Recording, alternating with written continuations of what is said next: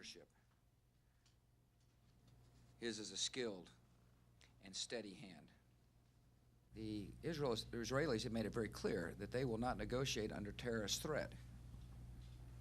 And if Mr. Arafat is interested in having a dialogue that could conceivably lead to the Mitchell process, then I strongly urge him to urge the terrorists, the Palestinian terrorists, to stop the suicide bombings, to stop the incursions, to stop the threats. One of the most important appointments a president can make. And we've worked very closely with Prime Minister Sharon to urge him to show restraint.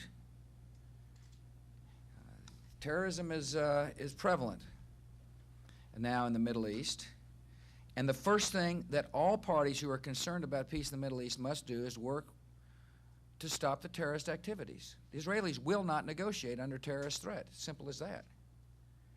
And if the Palestinians are interested in a dialogue, then I strongly urge Mr. Arafat to put 100% effort into solving the terrorist activity, into stopping the terrorist activity. And I believe he can do a better job of doing that. Or put off will shape our nation's security for decades. We have made it very clear through Colin Powell's office that we will have no representative there so long as they pick on Israel, so long as they continue to say Zionism is racism. If they use the forum as a way to isolate our friend and strong ally, we will not participate. The Secretary of State is working hard to resolve that issue. We made it very clear from the get-go. I remember explaining to President Mbeki our position. We're not only going to spend more on national defense, we're going to spend it more wisely. One of the threats that faces America is the threat of blackmail as a result of some rogue nation having a weapon of mass destruction.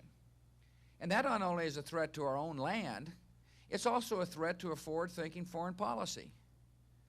Take, for example, some nation in the Middle Eastern area developing a weapon of mass destruction and then threatening the United States if we were to move troops into an area to protect an ally.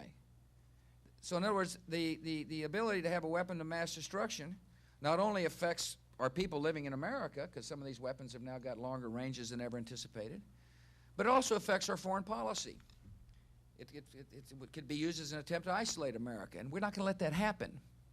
And so one of the things you'll hear us talk about is the need to develop an effective missile defense system.